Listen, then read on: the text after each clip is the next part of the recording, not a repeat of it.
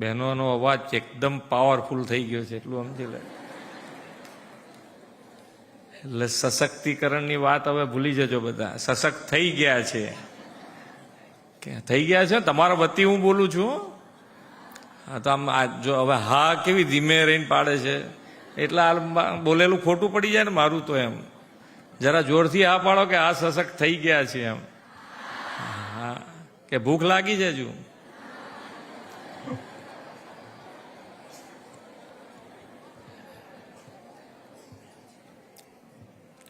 પણ જે પ્રમાણે તમે બધાએ સાંભળ્યું છે, અમે અહીંયાથી બોલ્યા કે તમે ત્યાંથી બોલ્યા, પણ સાંભળ્યું બધાએ, અને બધાએ જે પ્રમાણે કામ કર્યું છે આપણને એવું લાગે કે ખરેખર સરકાર અને બધા સાથે મળીને, જે માનનીય નરેન્દ્રભાઈ કહે છે કે સૌનો સાથ, સૌનો વિકાસ, સૌનો વિશ્વાસ અને સૌનો પ્રયાસ. હવે વિશ્વાસ જે છે એ તમારે પરમેનન્ટ પકડી રાખવો પડે કે તમે જે વસ્તુ આપો છો નફો બહુ વધારે કરવાનું મગજમાં લાવશો નહીં. ઘણી વખતે નફો વધારે કરવા માટે થઈ અને કદાચ 2 વર્ષ 3 વર્ષ તમારી પ્રોડક્ટ ચાલી જાય, કંઈ પણ અંદર નાની મોટી શું કહેવાય મિશ્રણ કરીને, પણ ચોથા વર્ષે પાછું પડવાનું શરૂ થશે તો પાછા જ્યાં હતા એના કરતાં પાછા નીચે આવી જઈએ. એના કરતાં તમે જે વેચો છો, જે પ્રોડક્ટ બનાવો છો, અને અત્યારે જે પ્રમાણે ઉત્સાહથી લોકો તમારી પાસે વસ્તુ લે છે એ જ ઉત્સાહથી એ લોકો બીજાને કહેવા જોઈએ. માર્કેટિંગ કેવી રીતે વધે? તો અહીંયા કદાચ બધા બેઠા હશે. માઉથ ટુ માઉથ માર્કેટિંગથી ઉત્તમ કોઈ માર્કેટિંગ નથી. બધી જાહેરાતો નકામી પડે એની સામે. કરોડોની જાહેરાત બતાવો તમે, એનાથી કોઈ ના ફેર પડે. પણ એક વ્યક્તિ મોટી કે જે સમાજમાં જેનું વર્ચસ્વ છે, મોડેથી એક વાત કહી દે ને કે ભાઈ આ સખી મંડળના ત્યાં આ પાપડ બનાવે છે, એનું ક્વોલિટી કહેવું પડે, બસ એટલે તમારું કામ થઈ ગયું. એટલે એવી રીતે માઉથ ટુ માઉથ કેનવાસિંગ થવાનું જ છે. તમે જે વસ્તુ સારી આપી જ રહ્યા છો, તમને પોતાને વિશ્વાસ હોવો જોઈએ કે અમે જે બનાવી રહ્યા છીએ એ સારું છે. કદાચ આજે ના ચાલે પણ આવતીકાલે ચાલશે. એટલે હતાશ પણ થવાનું નહીં. આપણે જેટલું બને એટલું વેચાતું હોય એટલું આપણે બનાવવાનું. પછી વધારે બનાવી દઈએ અને પછી એમાં આપણે આગા પાછા થઈ જઈએ, ટેન્શન થઈ જાય, એવું નહીં કરવાનું. પણ જેટલું બનાવો એટલું વેચાઈ જવાનું. જે વેચાય છે એ તમારું આગળ વધવાના જ છો તમે. અમને એ વિશ્વાસ છે કે તમે બધા આગળ વધશો. એટલે ખૂબ સારી રીતે સખી મંડળની બહેનો કામ કરી રહી છે. સરકાર અહીંયાથી મને એક આજે આઈડિયા મળ્યો કે ભાઈ પોલિટેકનિકમાં કેન્ટીન ચલાવે છે બેન. એવી જેટલી સરકારી સંસ્થાઓ હોય ત્યાં સખી મંડળને કેવી રીતે જોડી શકાય, એટલે એક ફિક્સ વસ્તુ તમારી થાય એના માટેનો પ્રયત્ન સરકાર તરફથી થાય તો એ વધારે અનુકૂળતા બને. તો એ લોકોને એક વસ્તુ ફિક્સ કે ભાઈ દર મહિને 10 બહેનોનું સખી મંડળ હોય કે 20 મંડળનું હોય તો એ પ્રમાણેની એમની આવક ફિક્સ થાય કે દર મહિને એમને 15,000 20,000 રૂપિયા તો મળે જ. તો એમને પછી બીજી બધી કામો કરવાની વધારે ઉત્સાહ આવે. એટલે સરકાર તરફથી પણ અમે જોઈશું, તમને જ્યાં જ્યાં જોડી શકાય ત્યાં આગળ જોડીશું, જેથી કરીને તમારે શાંતિ કે ભાઈ જે બી પ્રોડક્ટ બનાવો. હું એક અંબાજી ગયો હતો હમણાં, તો અંબાજીમાં આખી ચેઇન પૂરી કરી હતી.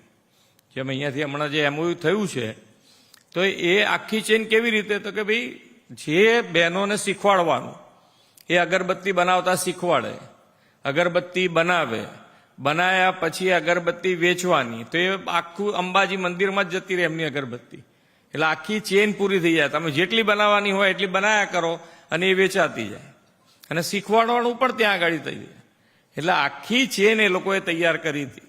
તો એવી ચેન જેટલી તમે બનાવી શકો એટલો આપણને બધાને ફાયદો થાય. કારણ કે તમને બહેનોને એક જ પ્રોબ્લેમ જે હું અત્યારે જોઈ રહ્યો છું મારી રીતે, આમ તો તમે બધા જે બોલ્યા છે એની ઉપરથી કશું મને ડાઉટ જ નથી લાગતો, પણ તમે જે પ્રોડક્ટ બનાવો એ વેચવા માટેની શું પોઝિશન છે એમાં ક્યાંક ને ક્યાંક તમને તકલીફ પડતી હોય તો એ કેવી રીતે દૂર કરી શકાય એના માટેનો સરકાર તરફથી ક્યાંક પ્રયત્ન થઈને તમારી સાથે ઊભા રહેવાય તો એના માટેનો અમે પ્રયત્ન કરીશું.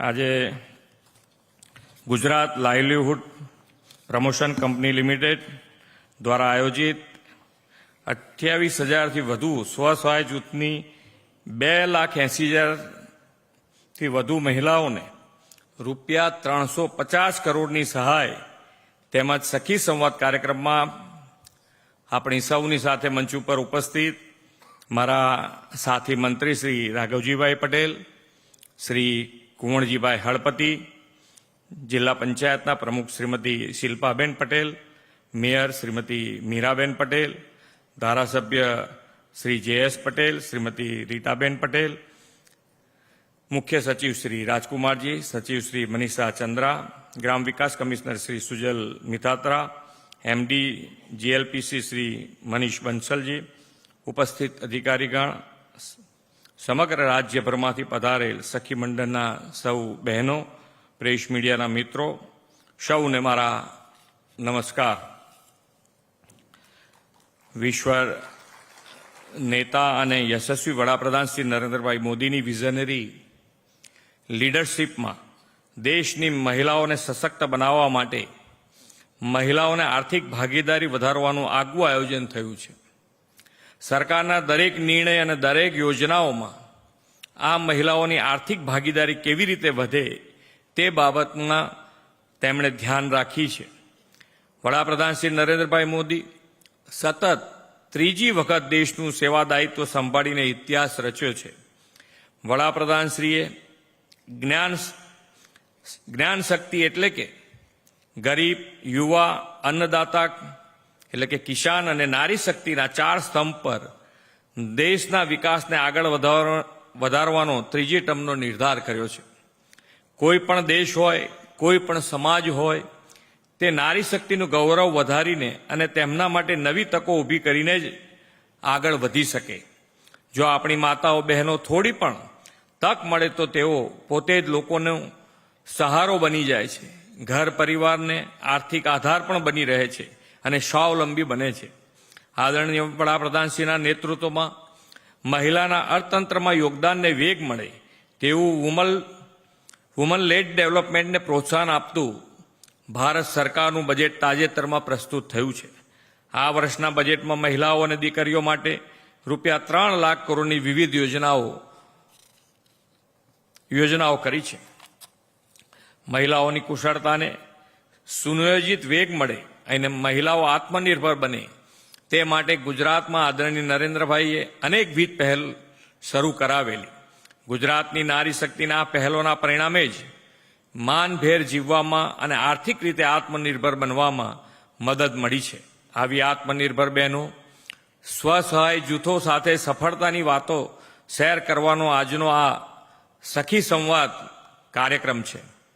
રાજ્યની ગ્રામીણ બહેનોનું સામાજિક ઉત્થાન થાય, જીવન ધોરણ ઊંચું આવે તે માટે વર્ષ 2010થી આદરણીય નરેન્દ્રભાઈએ મિશન મંગલની શરૂઆત કરાવી. મિશન મંગલ શરૂ થયા બાદ અત્યાર સુધીમાં રાજ્યમાં તબીબી સંસ્થાઓ દ્વારા, તાલીમ સંસ્થાઓ દ્વારા 3,13,000થી વધુ મહિલાઓને આત્મનિર્ભર બનાવવા માટે વિવિધ વ્યવસાયલક્ષી તાલીમ આપવામાં આવી છે. ગ્રામીણ નારી શક્તિના ગૃહ ઉદ્યોગ, હુન્નર અને હસ્તકળા કારીગરી જેવા કૌશલ્યનાથી નવી દિશા મળી છે. આજે એક જ દિવસમાં 28,000થી વધુ સ્વસહાય જૂથોને 3.25 લાખ બહેનોના હાથમાં 350 કરોડના લાભ આપ્યા છે. આજે આવી સ્વસહાય જૂથની કેટલીક બહેનોને આપણે સૌએ સાંભળી. આ બહેનોના અવાજમાં આત્મનિર્ભરતાનો રણકારો અને કંઈક કરી છૂટવાની ધગશ દેખાય છે. આઝાદીના અમૃતકાળમાં આપણે દેશ આવી માતા બહેનોના યોગદાનથી આત્મનિર્ભર, વિકસિત અને ઉન્નત બનશે એમાં કોઈ શંકા નથી. જે બહેનોના સપના અને આકાંક્ષાઓ મર્યાદિત હતી તે બહેનો આજે વડાપ્રધાન શ્રી નરેન્દ્રભાઈના નેતૃત્વમાં રાષ્ટ્ર નિર્માણમાં પોતાની ભૂમિકાને વિસ્તારી રહી છે.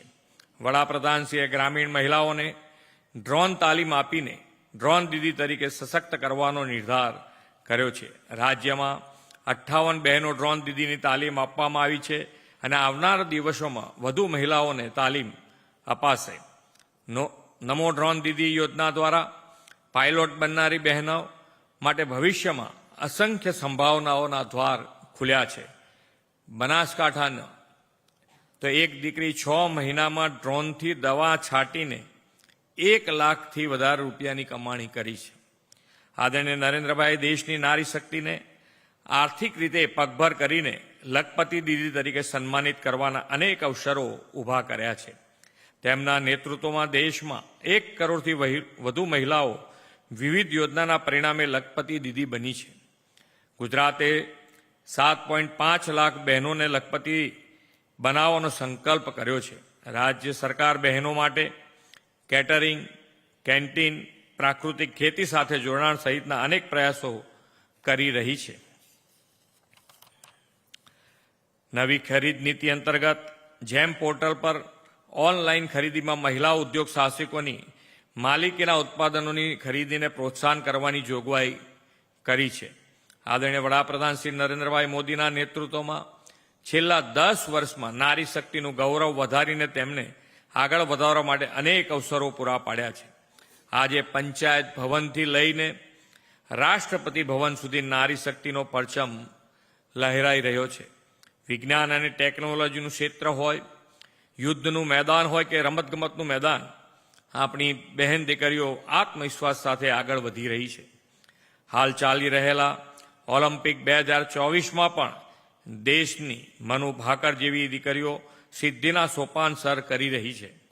આદરણીય વડાપ્રધાન શ્રી વર્ષ 2047 સુધીમાં વિકસિત ભારતના નિર્માણનો સંકલ્પ કર્યો છે.